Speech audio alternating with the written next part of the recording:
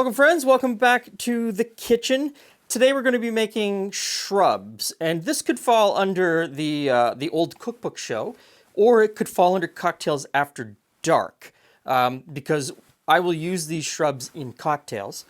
But the history of the shrub is certainly reflected in our old cookbooks, especially our old cookbooks from North America, Canada, and the United States in the 1700s. For this style of shrub, there is a separate group of shrubs that appear in England and Europe much earlier, but those are more rum-based or brandy-based fruit punches, or rum or brandy flavored with fruit. This is called a drinking vinegar, and it is a way, or was a way, to preserve fruit flavors for drinking later in the winter and into the springtime. And you use sugar and vinegar to pull those flavors out and preserve the flavors. So the first one we're going to make is this one, and it is an orange and ginger shrub. So first off, I'm going to put the ginger into this mason jar. I forgot to get my funnel out. I have a funnel, I know. Okay, so in goes the ginger. Next in, I'm going to put some sugar, some regular old white sugar, cane sugar. Okay, got the sugar in. Now I've got some lime juice, so freshly squeezed lime juice, and 2 oranges. Now, I have taken the zest off of the oranges, peeled them. I'm going to put the zest in, and I tried to get as little pith on the back of the zest as possible. And then I peeled all of the pith off of these oranges, and I'm just going to break them up. You can, I'm going to muddle these. You can cut them up if you want to, but I find that just muddling them is going to be fine.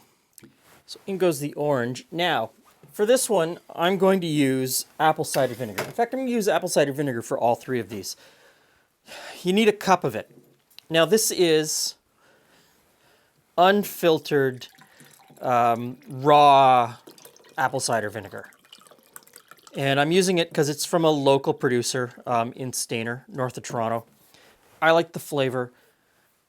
I got to tell you, it is much more expensive than this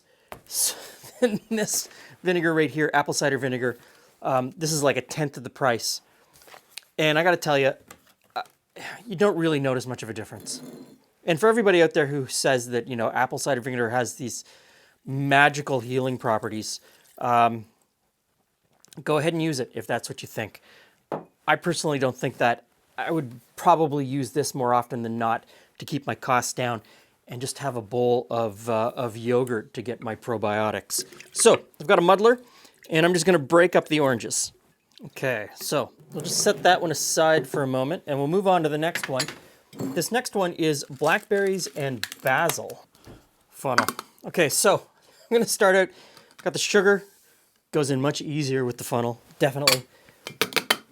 And some basil. And I'm just going to stick the basil in. I'm not really going to treat it much because we will be going in with the muddler. And I've got fresh blackberries. These are very expensive, especially right now in this time of the year here in Canada. So this gets a little bit pricey. The next one, I'll show you a bit of a hack. Okay, and that's all the blackberries I need. Now, I need 1/3 of a cup of cider vinegar and 1/3 of a cup of balsamic. I find the flavor of the basil and the balsamic go together extremely well. So, same thing. Vinegars go in, and we give that a muddle to break up the blackberries. That's good. And move on to the next one. Same thing, starting out with some sugar. In goes the sugar. And this time, I'm going to use frozen berries. And this is a mix of cherries, blueberries, and blackberries. And the frozen, they're much cheaper. And you know what? They work just as well as fresh in this application. So that's about a half a bag of the berries and cherries. And I'm going to use 2/3 of a cup of vinegar, and I'm just going to use the no-name apple cider vinegar. There we go, 2/3 of a cup. And I'm going to rinse out the fruit bag. There's quite a bit of flavor in there. It goes in with the muddler. That's it. I'm going to put the lids on and just sit them here on the back counter for 5-10 days. Every day I'm going to come in and I will give them a little bit of a shake just to move everything around inside. And they will macerate. The vinegar and the sugar will pull all of the flavors out of the fruit and infuse that liquid with the flavor. There's no need to burp these jars. There's no fermentation happening. There's no alcohol being produced. There's no CO2 being produced. It is simply vinegar pulling the flavor out of the fruit. So you don't need to burp it. There's no alcohol involved. None of that. Just sit these on the back counter and I will see you in a week.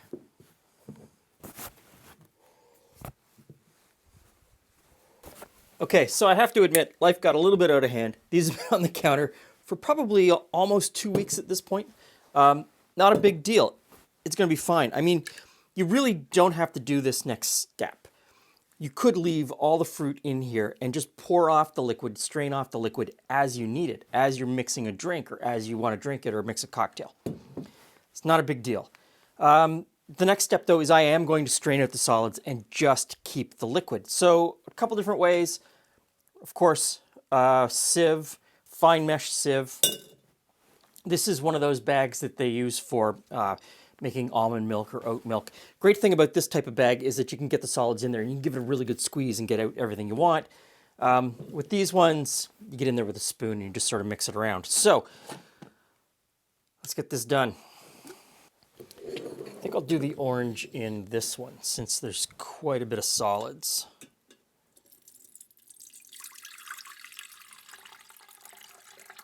Really does smell incredible in here. So I'm going to finish straining these out, get them into little bottles that I can keep them in long term, and then we'll get Julie out here and we'll do a taste test.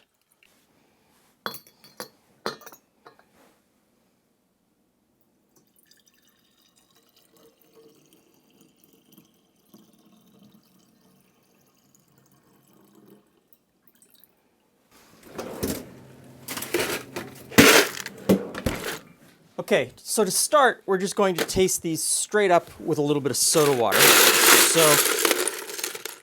ice in each glass.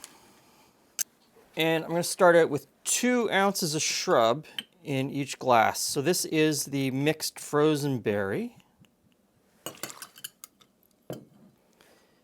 This is the blackberry and basil. I think it smells the best. And I'll get a clean jigger for the orange because it's so much different than the other two. And we'll just top that up with a little bit of seltzer water.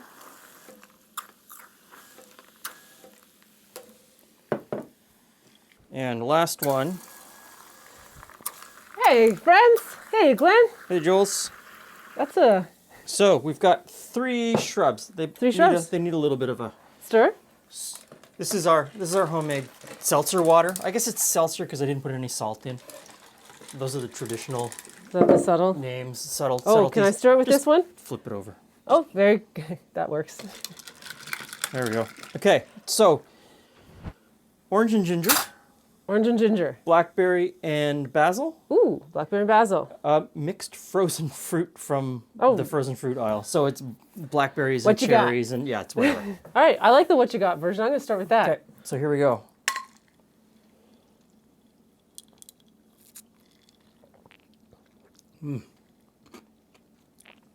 It's a little bubbly. You might have a little bit too much pressure in that.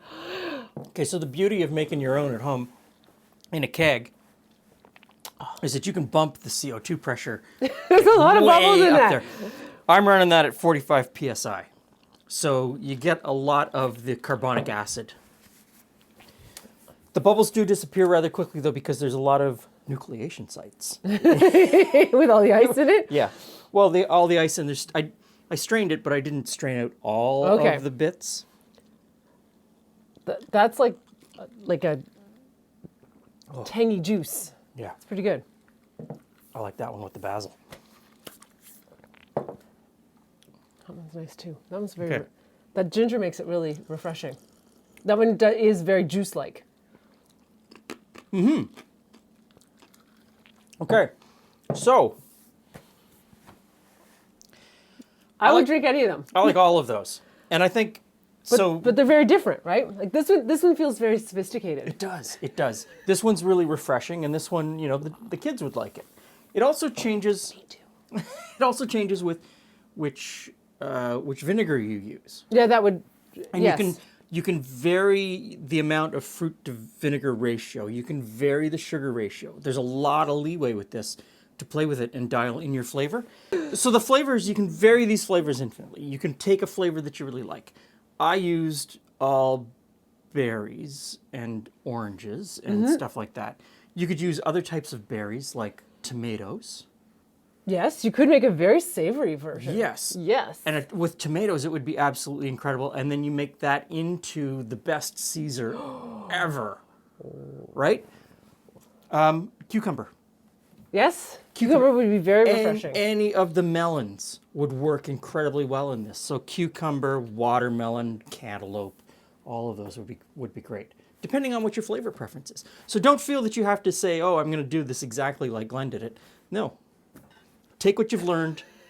Well, no, but seriously. I'm laughing because that's always a good plan. Don't do it exactly how Glenn did it. Don't do it like I did it. Just take the idea that you're mixing sugar, vinegar, and some sort of fruit and play with it until you get something that you love. This is a great starting point, mind you.